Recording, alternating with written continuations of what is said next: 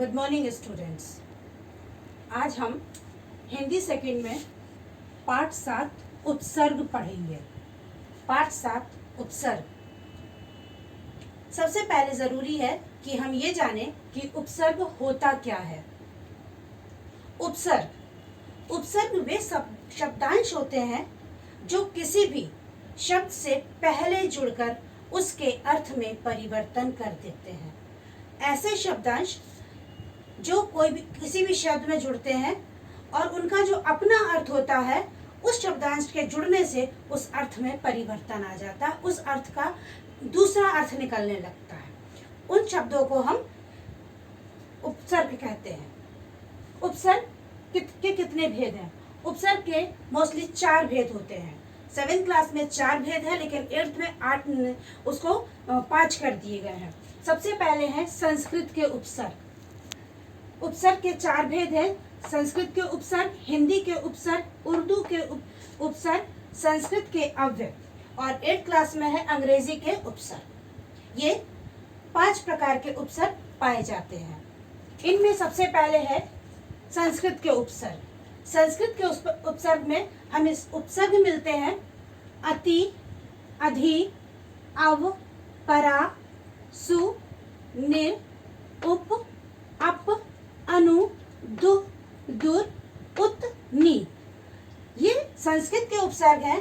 अगर हम इन शब्दों को किसी भी शब्द के आगे जोड़ लेते हैं तो उस शब्द का अर्थ बदल जाता है। जैसे अगर हम कहें सुंदर, तो एक नॉर्मल सुंदर शब्द होता है, लेकिन अगर हम उसके आगे लगा देते हैं अति सुंदर, तो उसका मतलब हो जाता है बहुत सुंदर।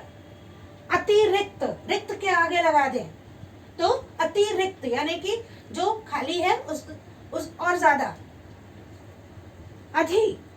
अधिकारी, अगर हम अधिक शब्द कारी के आगे लगा दें तो अधिकारी। इसी तरीके से अब है हिंदी के उपसर्ग। हिंदी के उपसर्ग में हमको जो उपसर्ग मिलते हैं अ, अध, अन, कु, नी, पर, चौ, दु, बिन। ये इतने उपसर्ग हमको हिंदी में मिलते हैं। अब हिंदी के उपसर्ग में अगर हम देख ले, कुछ इसमें से भी हम देख ले।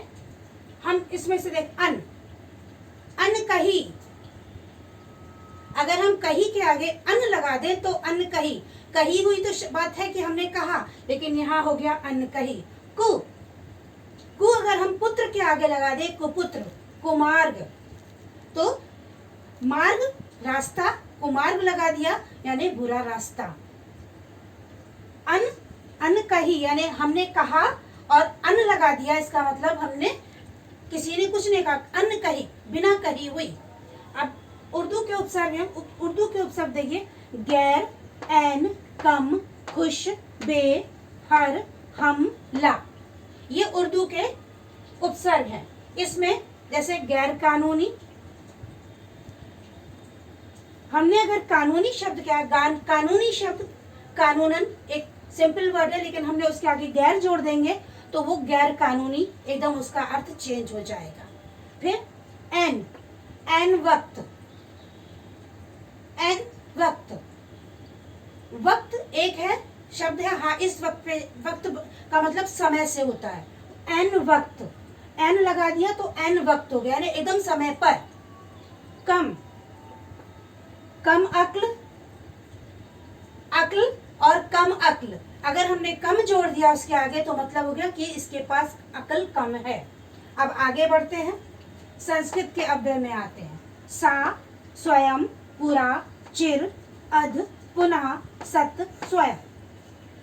इसमें हम ले लेते हैं स्वयं, स्वयं सेवी, स्वयं सेवी। स्वीकार्य, फिर पुरातन, पुराकालीन, चिरकालीन। इस तरीके से अगर हम शब्द जोड़ दें तो सबके अर्थ फर्क हो जाते हैं। फिर है अंग्रेजी के उपसर्ग। अंग्रेजी के उपसर्ग में है sub, vice, assistant, deputy, general, chief, head. इसमें सब इंस्पेक्टर के आगे जुड़ता है, vice principal, assistant manager, deputy collector general, chief minister, head master. तो ये सारे शब्द वो हैं, ये शब्दांश वो हैं जो किसी भी शब्द के आगे जुड़ते हैं, पहले जुड़ते हैं और उसके अर्थ में पूरी तरीके से अंतर कर देते हैं, उसके अर्थ को बदल देते हैं। तो उपसर्ग किसे कहते हैं? उपसर्ग वे शब्दांश होते हैं, हमेशा ध्यान रखना है कि उपसर्ग वे शब्दांश होते हैं, शब्दों के अंश होते हैं जो शब्दों से पहले जुड़कर उसके अर्थ को बिल्कुल चेंज कर देते हैं। ये था आज आपका पाठ और इसके जो नोट्स है, क्वेश्चन आंसर मैं आपको लिखित दूंगी जो आपको कॉपी में करना है। ओके।